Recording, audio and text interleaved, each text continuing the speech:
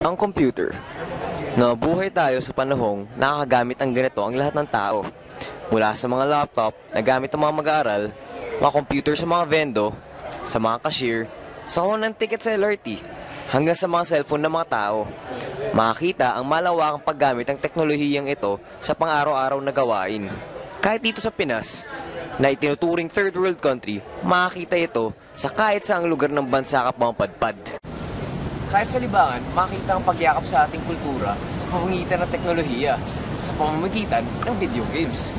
At ngayon, samahan nyo kami nang matalakay natin ang pinakakilala at pinakasikat na video game sa buong Pilipinas, ang Dota.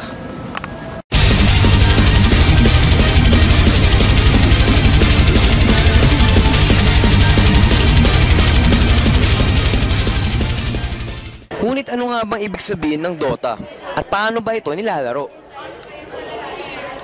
Ang buong pangalan ng laro ay Defense of the Ancients. Pagkasali mo ng laro, mamimili ka ng isang mong hero na gagamitin para sa buong laro. Lahat ng hero ay mayroong kanya-kanyang kakayahan, kasama na dito ang mga kakayahan ng mga kampi mo. Kailangan ninyong sirain ang ancient na kalaban para manalo. Magsisimula lahat kayo na mahina at lalakas kayo unti-unti sa pagpaslang nyo ng mga sundalo ng kalaban. Isipin nyo na lang isang virtual agawan base. Bibili rin kayo ng gamit para lumakas kayo. Mahirap rin gumarin sa larong ito sapagkat kailangan ng matinding kaalaman sa mga hero. Madami rin pwedeng gamit na pwedeng mabili, mas madami rin sulok sa mapa na pwede mong i-ambush ang iyong mga kalaban.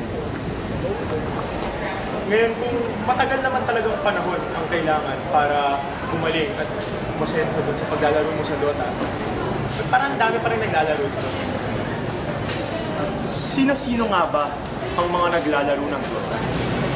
Sino paborito mong Dota hero? Trele. Si Tiny. Vino. Joe Ranger. Axe. Fortress.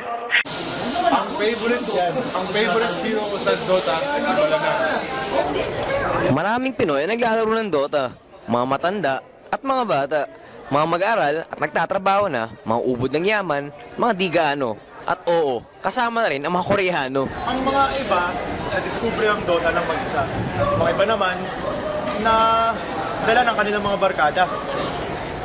Ngunit, kahit sino ka pa man, o kahit paano ka pa natutong maglaro ng Dota, isa lang ang sigurado. Basta't marunong ka maglaro, may makikipaglaro sa iyong iba.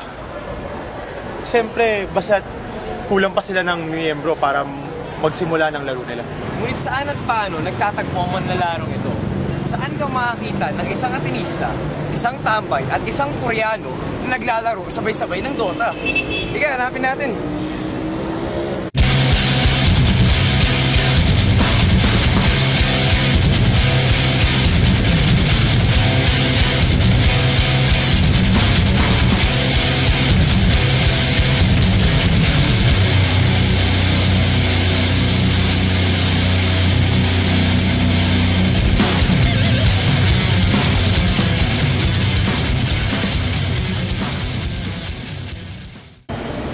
Dito tayo ngayon sa altar ng mga video gamers, ang Internet Cafe. Medyo ironic nga yung pangalan eh. Kasi kung tutusin, mas uso pa dito mga games kasi internet. Masikip at maingay. Ganyan madalas ang dating ng mga net cafe tuwing puno at maraming naglalaro. Kung pakinggan mabuti ang mga tunog, mahalata ang mga tinig ng mas masamang aspeto ng mga Pinoy. Ang mga malulutong na mura, bintangan, at makukulay na mga insulto. Ngunit sa kabila nito, kaya ring marinig ang mga pagsaludo sa isang taong nagligtas ng kanyang kakampi. O kung hindi naman sa magaling na pagmamaniobra ng hero na nakapagdala sa kanyang koponan sa pagkapanalo. Madalas, kung naglalaro ka ng Dota sa ganitong lugar, makakilala mo ang mga kakampi mo. Andito ang mga barkada, magpipinsan at mga magkakapatid, mga magkaklase, at iba pa. Madalas naging instrumento ng barkadahan ang paglalaro ng Dota. Hindi rin bihira na magkaroon ng mga away sa pagitan ng mga magkalabang koponan matapos ang isang laro. Minsan pa nga umaabot sa sapakan at bugbugan. Ngunit pagkatapos ng lahat, kitang-kita sa mga naglalaro ang matinding samahan ng mga pagkakaibigang Pilipino. Kung saan walang madamot maglaro, at lahat ay nagtutulungan upang magwagi. Kahit pag isa ka naman, madali kang makahanap ng kalaro. Madami rin ang makapul mo, naghahanap ng kalaro. Ito ang GG Client. Gamit ang programang ito, kayang gamitin ang internet upang makapaglaro ng iba't ibang video games kahit saan ka pa man napaparoon. Maraming mga net cafe ang meron nito, pero pwede rin magkaroon ng GG Client ang mga manlalaro sa kanilang mga bahay o kahit saan lugar man may internet. Isang mapapansin sa mga taong mag-isa kung mag-Dota ay ang kanilang pagbabago ng style ika nga sa paglaro. Dahil di mo nga kilala ang mga kalaro mo, madalas di mo rin sila pinagkakatiwalaan. Lumalabas tuloy dito ang pagkakasarili ng mga tao. Naglalaro silang walang paki sa kanilang mga kakampi.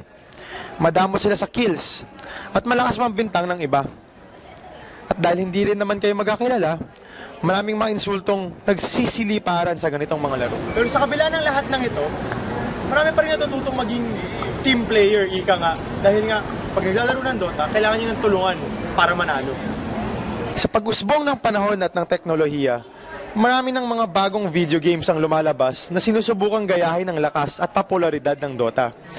Naandyan ang League of Legends, Heroes of New Earth, at ang mas lumapang Demigod.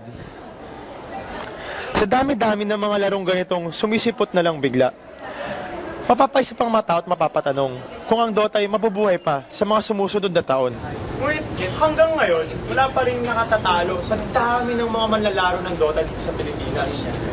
At ngayong lumabas na ang balita, nalalabas na ang pinaka-hinihintay na Dota 2, malabong mamatay ang Dota community ngayon at sa mga sumusunod na taon.